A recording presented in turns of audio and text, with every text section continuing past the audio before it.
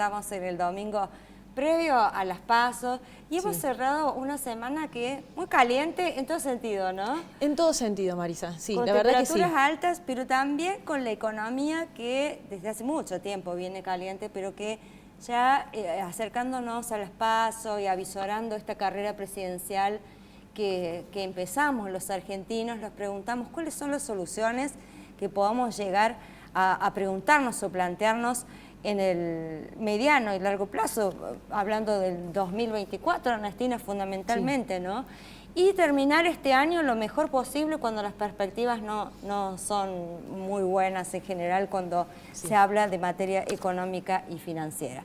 Por eso tenemos hoy de invitado al ministro de Finanzas, Osvaldo Giordano, a quien le damos la bienvenida. ¿Cómo le va, ministro? Muchas gracias por su tiempo. No, gracias a ustedes, un gusto. Buenas tardes. Bueno, estamos en una Argentina difícil, en una Argentina que podría decir hasta terriblemente dolorosa cuando uno ve algunas situaciones y también estresante, ¿no? Que hablaba con Ernestina fuera de micrófono. Y este proceso lo venimos viviendo de tantos años, pero esta semana, Ernestina, tuvimos algo que nos estresaba un poco, cómo le iba al gobierno para hacer los pagos con el Fondo Monetario Internacional. Bueno, exactamente, si ponemos un poco de contexto en lo que sucedió esta semana con un dólar sin techo, que a mediados de semana, solo a mediados de semana llegó a casi 570 pesos. Hablamos de un dólar que se espera que algunos economistas se cumpla lo que algunos economistas señalan, que va a ser llegar a 800 o 900 pesos hacia fin de año. Un acuerdo con el Fondo Monetario Internacional que todo tiene que ver, si bien es macroeconomía, también tiene que ver con la microeconomía, porque es una especie de círculo vicioso, Marisa. A ver, si no se arregla con el fondo y no se hacía este adelanto, este depósito de los 7.500 millones de dólares para pagar deuda con deuda, se pierde confianza en los mercados, la inflación sube, el peso pierde valor, el dólar blue sube, un dólar blue que marca las tendencias de los mercados, porque aunque me digan que es informal y que no está oficializado, bueno, es evidente que marca los precios del día a día. Por eso esta semana se vivió mucho estrés con los vencimientos que tenían lugar el lunes 31, el martes 1 y el viernes, ¿no? Esta semana salían muchos vencimientos y tenemos otro vencimiento en noviembre. Por lo tanto, hay una situación muy, pero muy complicada en cuanto a la economía y un Sergio Massa que en ciertos aspectos pierde credibilidad porque tenemos una industria y un mercado agro que no quiere que se implementen las medidas que pide y tenemos por otro lado un sector internacional que le busca generar confianza para poder hacer justamente estos cambios, Marisa. Sí, eso le vamos a preguntar al ministro mientras vemos. Ahí si tenemos en pantalla le pedimos al señor director de lo que fue esta semana. Ahí que Massa aseguró que no iban a usar dólares de la reserva justamente para evitar estas corridas y estas subas del dólar que son muy, muy altas. Sí, no usar reservas porque no hay. A ver, no se usa la reserva porque el Banco Central del Tesoro no tiene reservas. Entonces, ¿no? Es como una ambigüedad ahí. Pagar un crédito con más crédito, una cosa que es bastante loca. Bueno, y ahí leímos como para poner a la gente en contexto, porque hace bastante que no tratábamos el tema económico aquí en El Espejo. El ministro de Economía entonces, que es precandidato a presidente y pareciera que fuera el presidente actual, porque Alberto no se lo ve mucho, explicó el origen de los fondos destinados al acuerdo a través del mensaje oficial que emitió el 31 de julio. Así cerramos julio entonces con un Sergio Massa que aseguró que la Argentina no va a usar un solo dólar de sus reservas para el pago de vencimientos de 2.700 millones de dólares previstos por el Fondo Monetario Internacional. Y este dinero que sí se pagó fueron aportes del Banco Latinoamericano de Desarrollo y los 1.700 millones adicionales se abonarán en yuanes. Bueno. Con este contexto, arrancamos con el ministro de Finanzas de la provincia de Córdoba. ¿Qué mirada nos puede dar de lo que ha pasado esta semana como para después profundizar un poquito más? No es fácil agregar algo más a lo que han dicho ustedes. Yo creo que es fruto, ¿no?, de este rol que él tiene, ¿no?, de ministro y de candidato, de la desesperación, que es un proceso largo en la Argentina. Nos llevamos más de medio siglo de andar mal. Que obviamente este gobierno lo profundizó, que es cierto también que tuvo la mala suerte, es un año muy malo por el efecto de la sequía, pero la se potenciaron, ¿no? Los errores que ya el año pasado el actual ministro inició una estrategia inconsistente y que ahora ya ha llegado, parecería, a un nivel terminal. Pues de hecho, ni siquiera es un acuerdo con el fondo. En realidad el fondo lo que le dijo postergar, y por eso que tuvo que usar dólares de otra fuente, la CAF y el préstamo chino, a los fines de zafar de estos vencimientos y decir, bueno, después de la PASO hablaremos y veremos cómo arreglamos esto.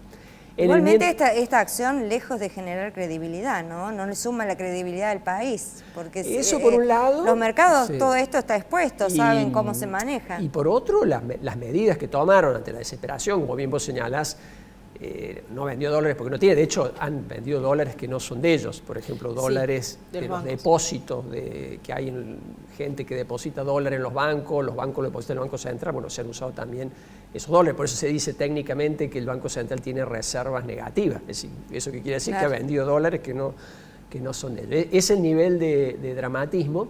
Y las últimas medidas, básicamente lo que tiene como meta es, me parece a mí, es no entrar en una espiral inflacionaria, o dicho más brutalmente, en una hiperinflación, y para él la clave es no devaluar, es decir, que no aparezca como una devaluación, y hace cosas que tratan de emular una devaluación, como esto de aumentarles impuestos a los que importan servicios, o le mejora el dólar al agro, por ejemplo, al maíz.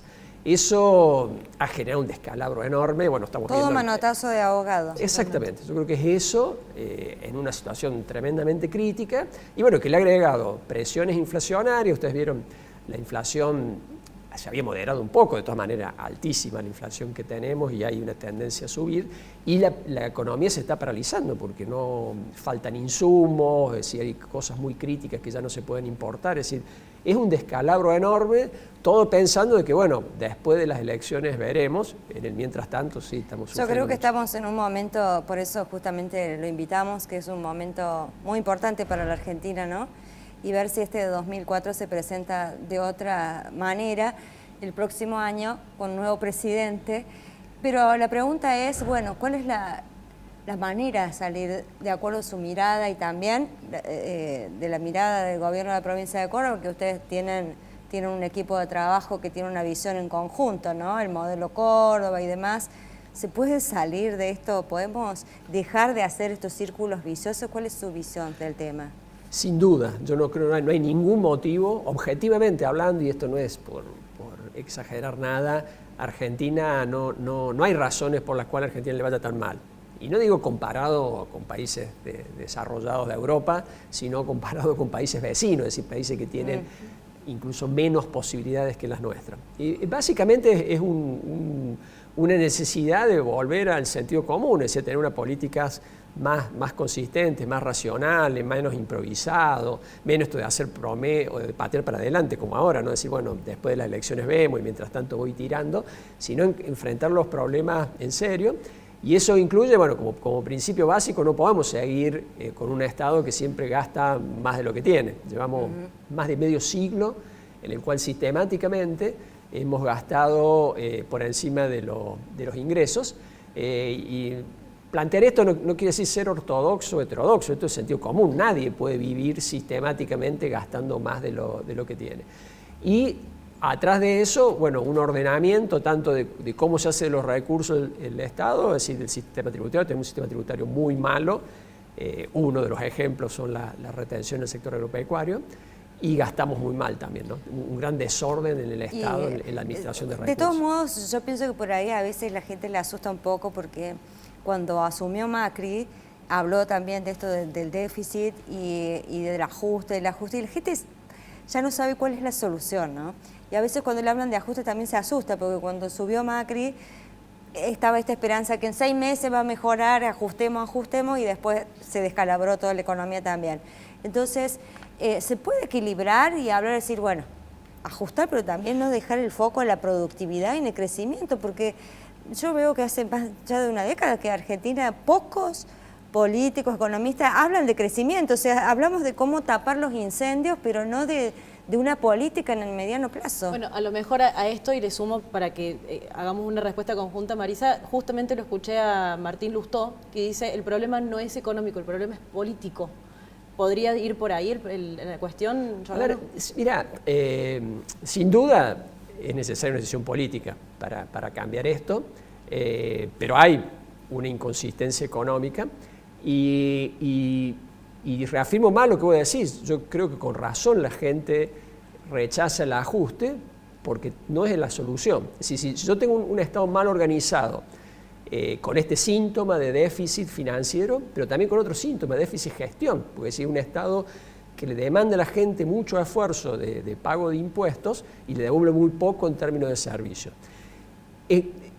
¿Cuál es la razón de esto? Un problema organizacional, estamos mal organizados, claro. Y donde el federalismo es un tema central, porque tenemos una enorme cantidad de superposición entre niveles de gobierno que explican de por qué el sistema tributario es malo y por qué gastamos mal.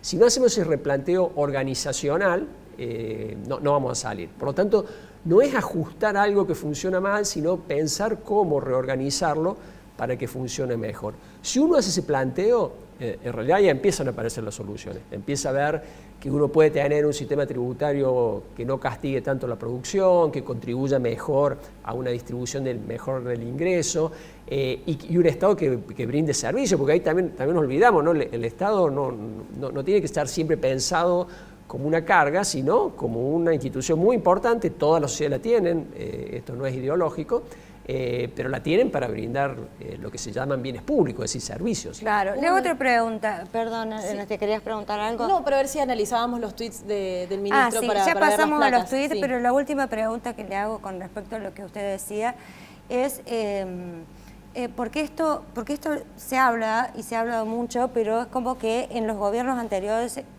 nunca hubo, con lo que decía Ernestina, por ahí la decisión, la convicción política en este sentido, y creo que también la gente está muy desahuciada porque se esperanzó con esto en el gobierno de Macri que se solucionara, no se solucionó. Entonces venimos de un mal gobierno, otro gobierno malo y se van sumando, ¿no?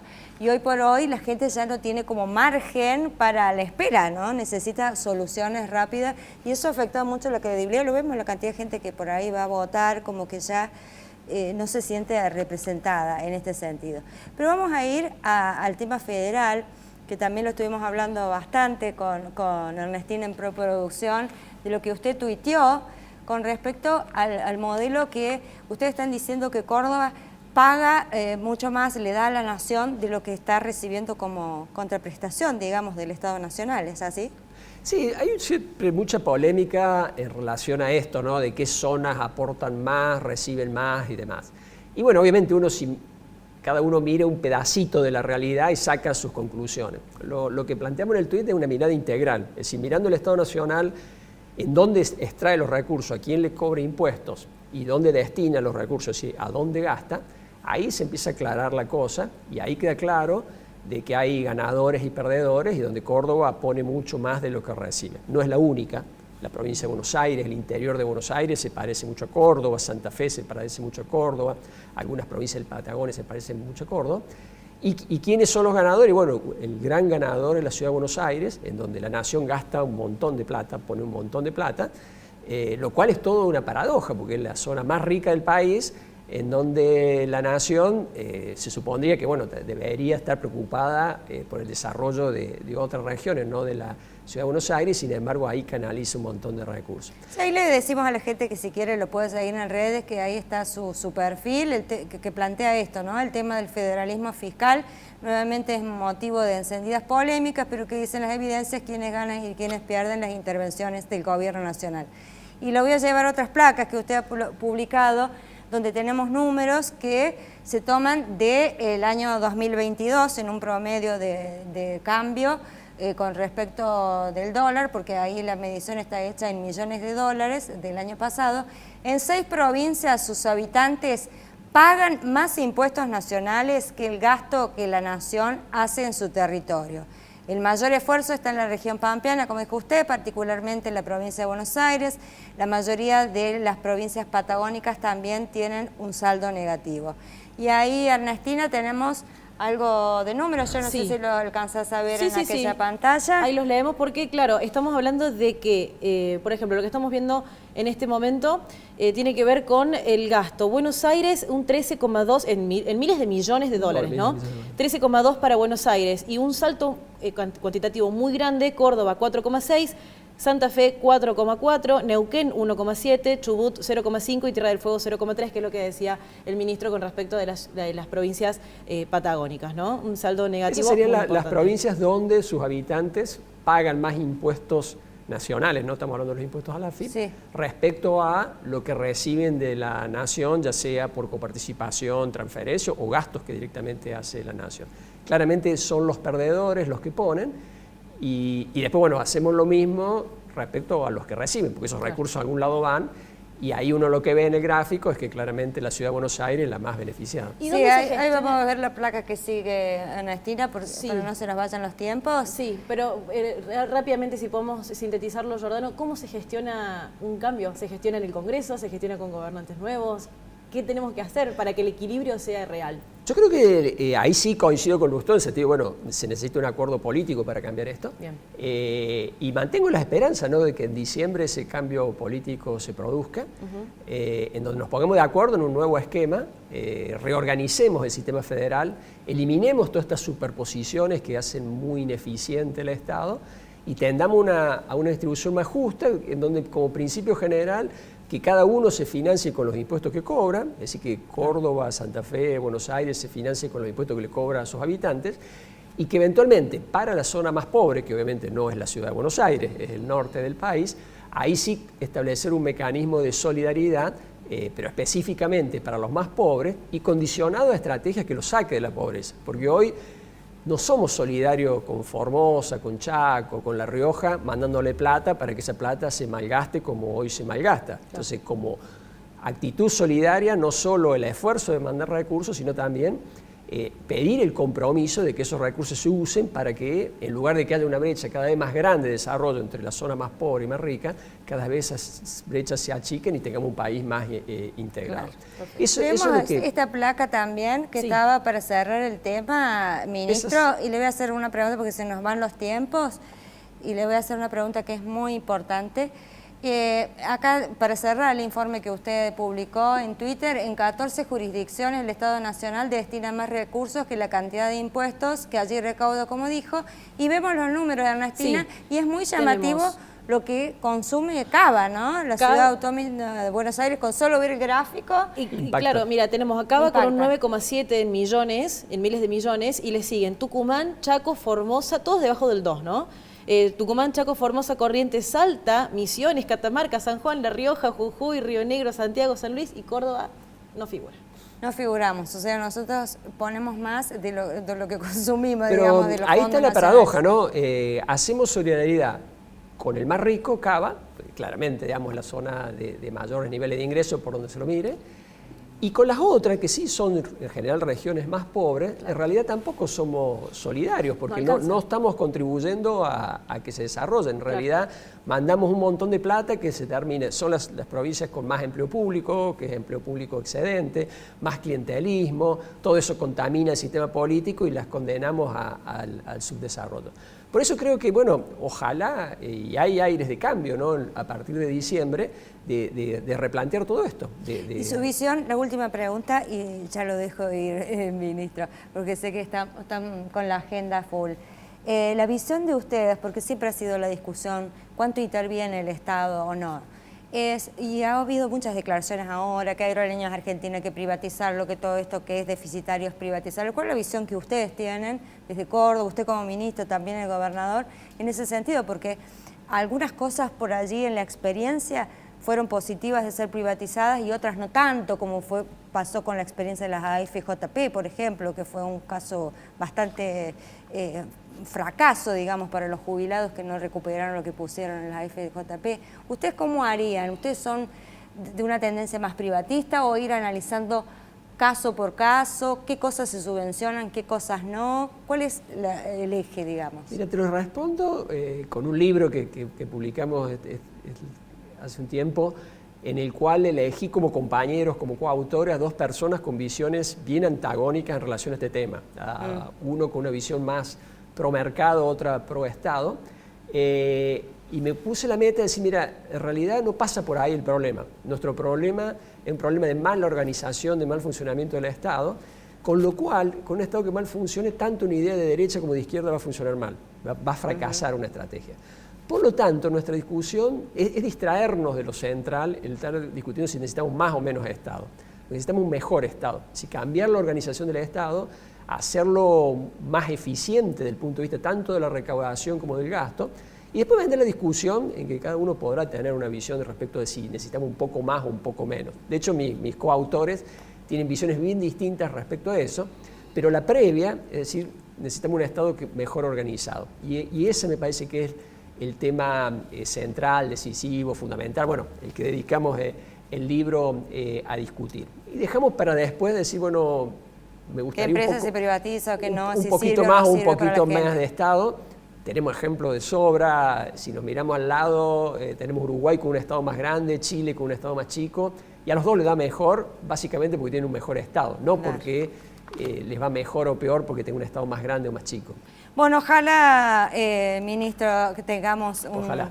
un futuro mejor en la Argentina y, bueno, la gente va a decidir de ahora en más, a partir de las PASO y en los próximos comicios, cuál es el futuro de este país. Es importante. Muchísimas gracias por su presencia, por su aporte, porque nos parece muy valioso, más en este momento donde tenemos que tirar las cartas sobre la mesa a ver cómo podemos salir de esta.